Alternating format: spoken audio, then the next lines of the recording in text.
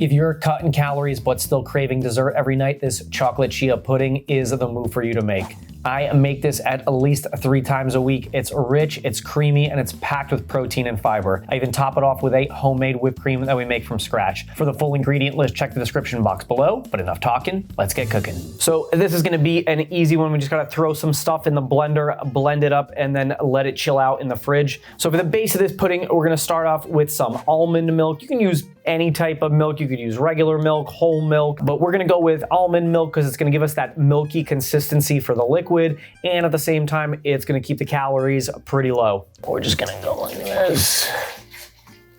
There we go. So now we're gonna go with some low-fat cottage cheese. A low-fat cottage cheese is gonna add more creaminess, more texture to the pudding, and at the same time, it's gonna bump the protein up. The low-fat cottage cheese is a great source of protein. So we're gonna put a cup of that in there, so that should lead to 2.5 cups. Now we're gonna add another high protein dairy product. This is gonna be some 0% Greek yogurt. So this is, again, just gonna bump the protein up, but it's also gonna give us a really nice texture to this pudding. Because we don't want this to be a shake. We would definitely want it to be pudding. So we got a couple things in here that are all gonna work to give us that pudding and that creamy-like consistency.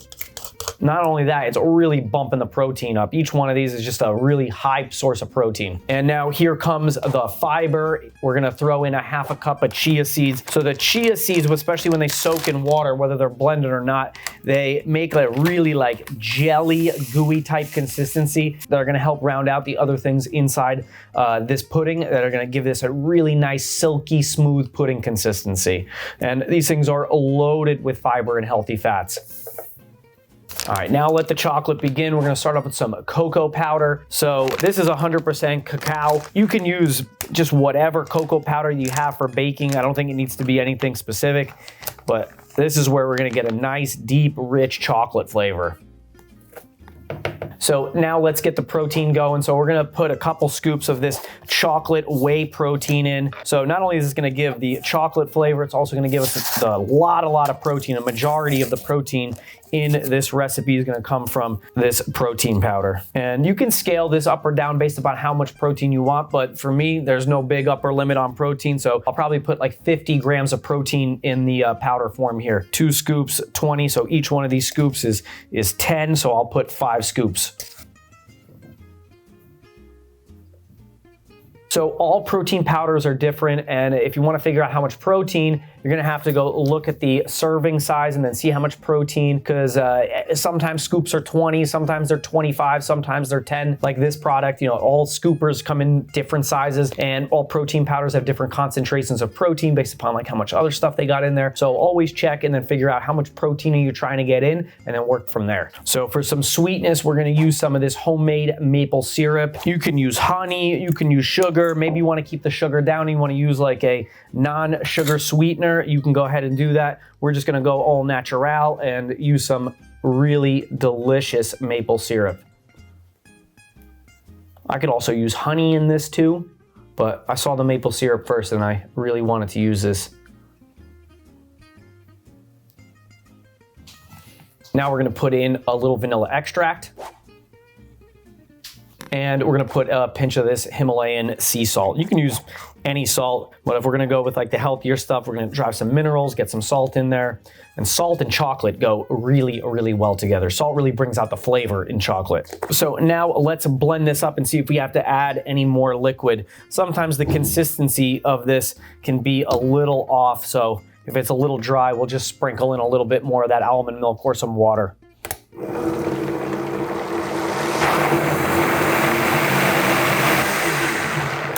After I get this going a little bit, I'll scrape down the side. Sometimes the chocolate protein powder and the chia seeds will get stuck on the side.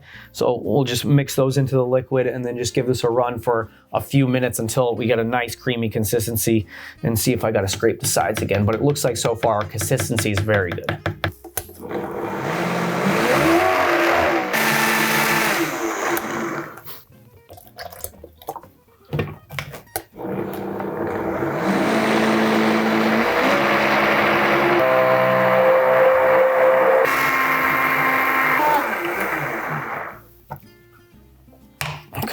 This looks really good. We just had to add a little bit more liquid, but I don't know if you can see the consistency of it, but it's got like a little bit of a jiggle, but the blender was having just a tough time a little bit kind of blending it up, but it looks like all the chia seeds are gone. You know, this Vitamix really makes work of the chia seeds and turns them into nothing. Highly recommend getting a good blender. So if your blender can't blend seeds into nothing, you probably need to up blenders, but now they got so many great blenders on the market. So now what I like to do is pour them into individual glasses or Tupperware containers.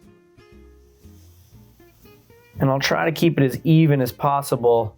And I like to store these in the fridge. And then when I want one, I'll just grab the whole cup and we'll make a little special treat on top.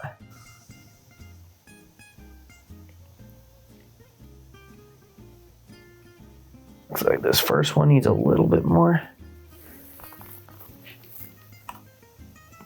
And now for each one of these, I'll take these and just put a piece of plastic wrap on top.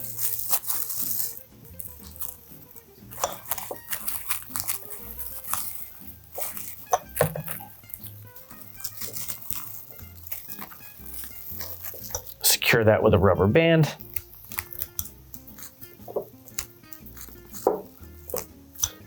And now I'll throw these in the fridge for a couple hours to up to overnight until they get nice and chilled and also have time to solidify. The colder they get and the longer they're in the fridge, the more solid they're gonna get and the better pudding-like consistency we're gonna get. So let's throw these in the fridge and let them chill out. So once those chill out, we're gonna make some whipped cream. So in advance of making that whipped cream, we're gonna take the whisk attachment to the stand mixer and the bowl. We're gonna throw them in the freezer and get them nice and cold. When making a whipped cream, it helps to keep your tools cold. So chilling out this bowl and the whisk attachment in the freezer are gonna help us make some easier and better whipped cream from regular heavy cream.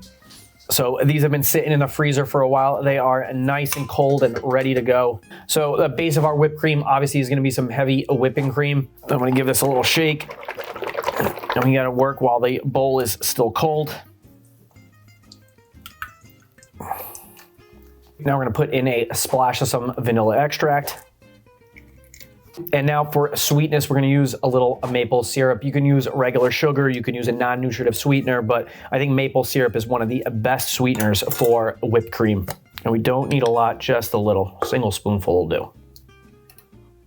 We don't wanna make this overly sweet. So if you don't have a stand mixer, you can do this with a hand mixer. And if you don't have a hand mixer or a stand mixer, you could do this with a whisk. I suggest to switch arm because your arms are gonna get tired. So now we're gonna stir this until we got some nice, dense, whippy whipped cream.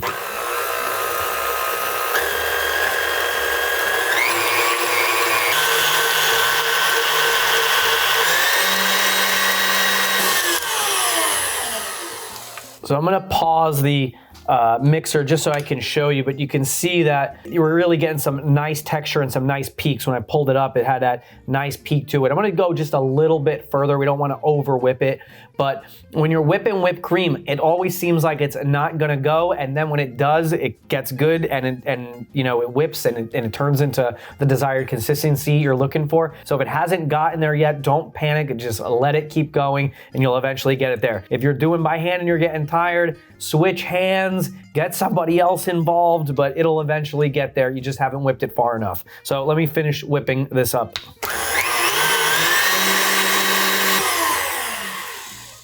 So all done, you can see that we got this really nice texture to this nice fluffy whipped cream. This is gonna be the perfect thing to put on top of this chocolate chia pudding.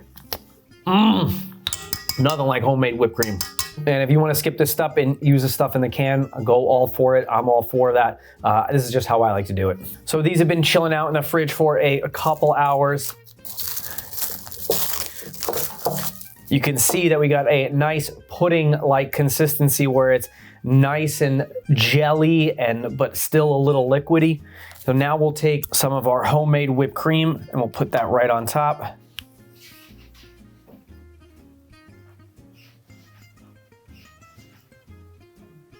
And this is something I like to do. I like to shave a little dark chocolate right on top. This might be a little extreme. This is the 100% cacao. You can use a Hershey bar for all I care on top of this, but because we're only putting a little bit. But so if we shred a little bit of that dark chocolate right on top.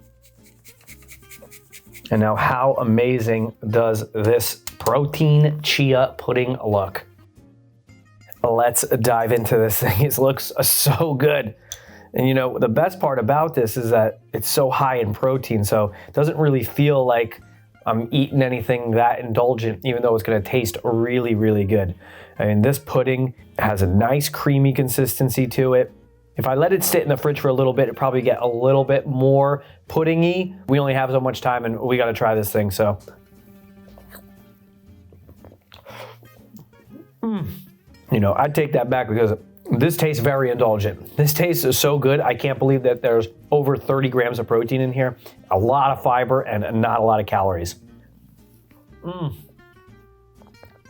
This is the secret to dieting, is if you could find some stuff that hits the cravings that you got, it doesn't feel like dieting so much, because if you just gave this to me and you didn't tell me it was high protein, high fiber, made with chia, I'd be like, this is good chocolate pudding. And it is. And you want to use a Cool Whip, you want to use one of those flavor whipped creams, you can do so many things with this. I really like doing the homemade whipped cream. I just love the flavor of it, and it's really awesome to watch the cream go from liquid to those nice peaks. I'm gonna eat the rest of this pudding. If you like this video, hit like, subscribe to my channel, get the notification bell going so you can find out when I drop new recipes. And if you're into high protein things that taste delicious, check out my pumpkin spice high protein pancakes. You'll really like that recipe, and I'll see you there. Thanks.